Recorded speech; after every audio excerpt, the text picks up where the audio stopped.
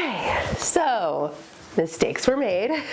So every once in a blue moon on this channel, we do what I like to call a crochet experiment. The last one we did was attempting to crochet metal, which went really well. And the one before that was seeing if I could crochet a corset based off of a sewing pattern instead of a crochet pattern, which to this day is one of my favorite things I've ever made. And that was like a year ago at this point. So today is not as big of an experiment as those two, but I'm still considering it an experiment for two reasons. One, I have seen these kind of cute, oversized crocheted shorts all over Pinterest, and they tend to have one body type. And I was just wondering what these crochet shorts would look like on a curvier / bigger body. But the even bigger experiment part that we're doing is chaos crocheting this, not using a pattern of any sort, just going in completely blind and only using a pair of shorts that I already own as like a visual basis to go off of. Is it possible? Let's see. If you have been watching me for a while and have not yet subscribed, please do. It really helps me out. This one is a doozy. Let's get started. So instead of completely going in blind, I'm going off of this pair of shorts that I recently bought and I like the fit of. My plan was to make the top extra long so I could fold it over to make a waistband with some elastic on the inside.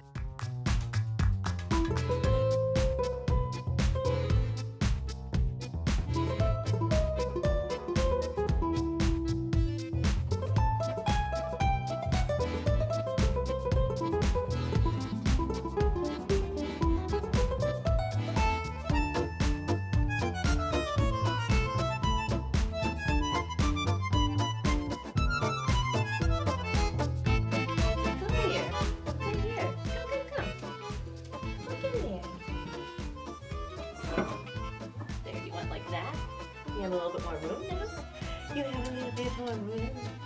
Yes, you do. Uh-oh, you're so close. Be careful. You go get in there. You get in there and grab something. There we go.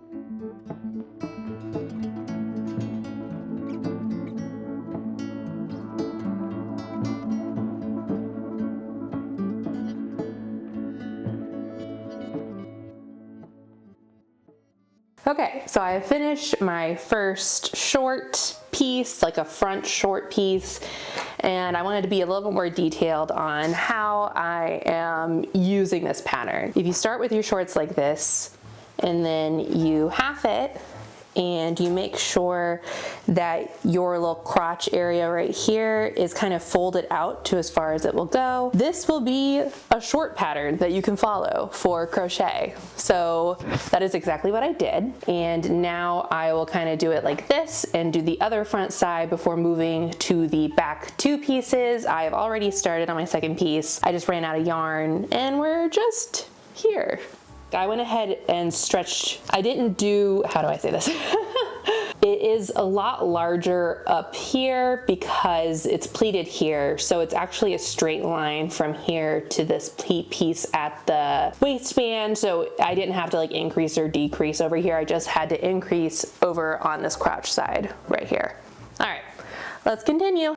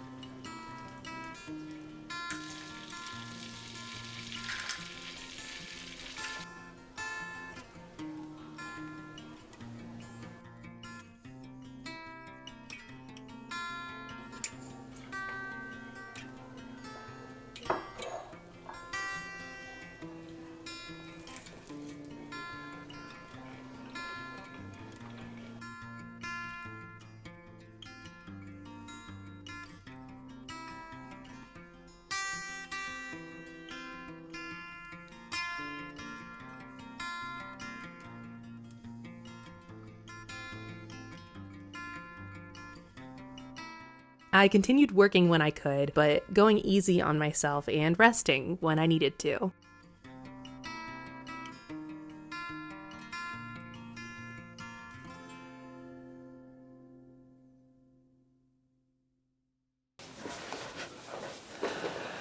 Okay, so mistakes were made.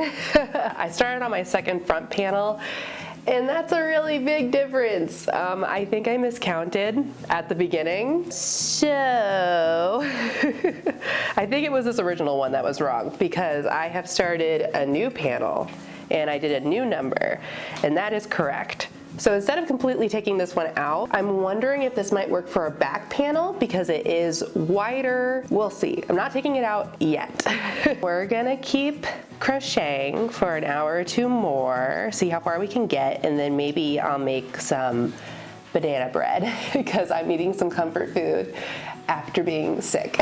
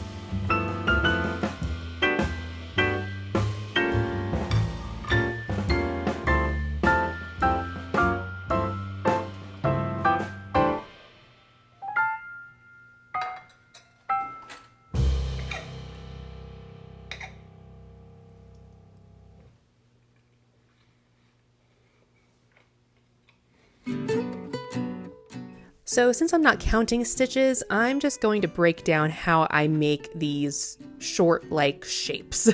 I didn't increase at all at the waist and the top of the hips. The measurement here is closer to my top hip measurement than my waist measurement. And as I needed to increase under the crotch area, I started with deeper increases of 4 to 5 stitches every 4 rows, then went down to 2 to 3 increases every 4 rows after that, and about 10 to 12 rows before the length of the inseam needed to start, I stopped increasing.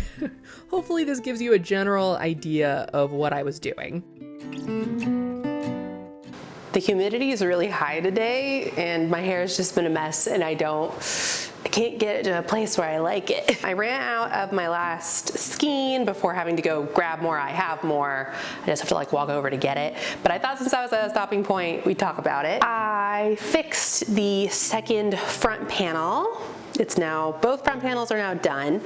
And I'm almost done with the first back piece. I just need a couple more inches at this bottom area right here. I'm scared. This looks like I didn't intend for it to be that much larger than my front piece. But at the same time, I do really want these shorts to be oversized, and I would be mad at myself if I didn't make it oversized enough. So once the first back piece is done, I can get started on the last piece, and then we can actually get started on like putting the shorts together and making it look like a piece of clothing and not just really strange shapes. All right, let's continue.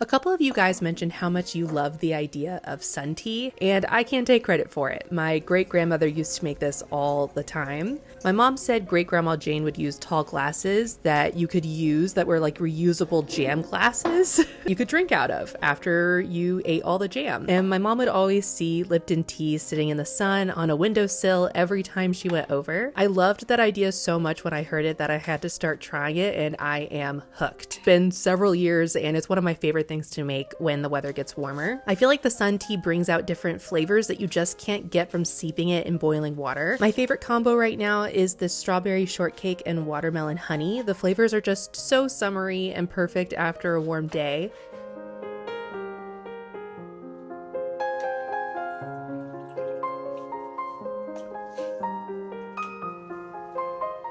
My favorite recipes are the ones that get passed down from generation to generation, and I think this extremely simple idea of just tea getting to seep in the sun is one of my favorites.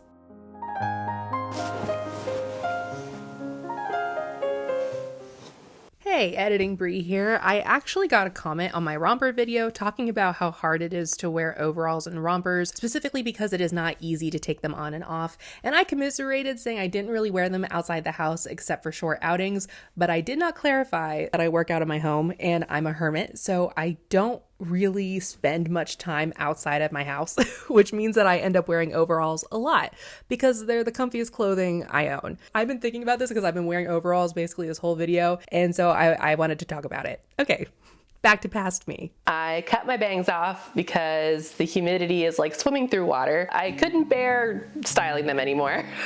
So the back section, or this first back panel is done. I'm scared that it's a little wide because I think it can basically go around my thigh. And that's just the back panel, but maybe it will all work out. I want it to be oversized. I want it to have some volume in it, so I don't think that's a bad thing necessarily. We shall see. I'm starting on the second panel. Hopefully that will be done by this evening, and I can start putting the shorts together. Okay, let's keep going.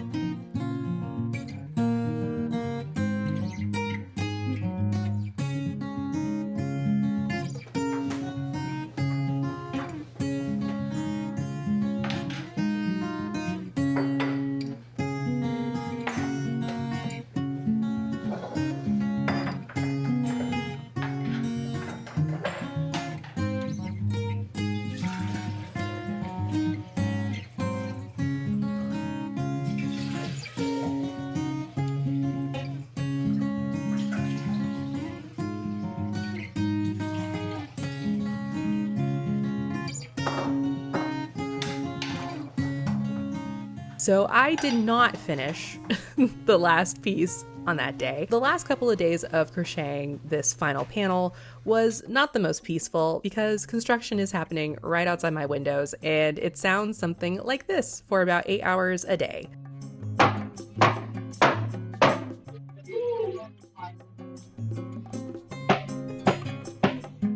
Ollie's being a trooper though. He's only barking about 20 times per day, but eventually I was able to finish all 4 panels and move to crocheting the panels together.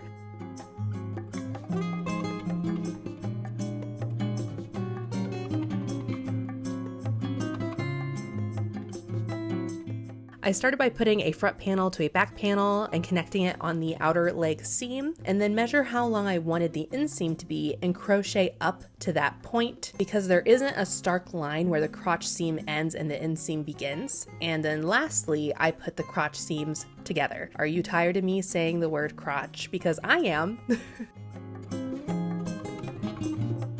Then I tried them on, and oh my gosh, were they too big? I wish I tried them on, but honestly I was afraid of being demonetized because there was so much fabric I literally could not keep it up around my waist. But trust me, it was way too big, and one thing I noticed was that my crotch seam was not deep enough. I was pretty frustrated by this point, so I just took my sewing machine, sewed it on a back stitch, and then found an embroidery stitch that would kind of keep all the yarn in place and then cut out that new seam. This actually worked perfectly, and I will definitely keep this technique in mind for the future.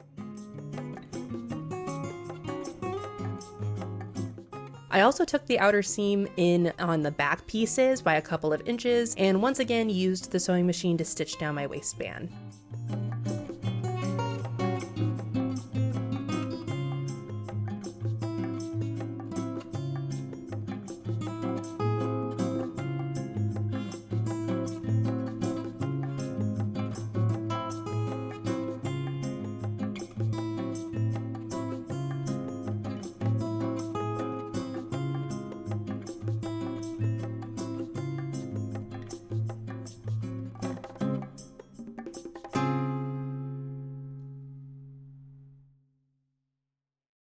The last couple of steps was first to make a cute scalloped hem for just a nice detail.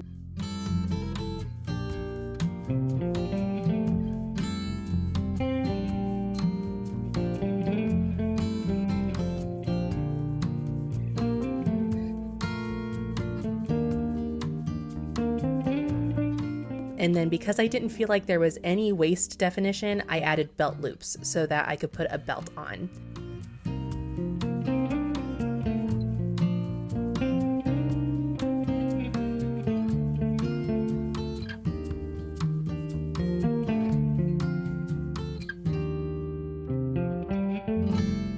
And now it is time for the final reveal.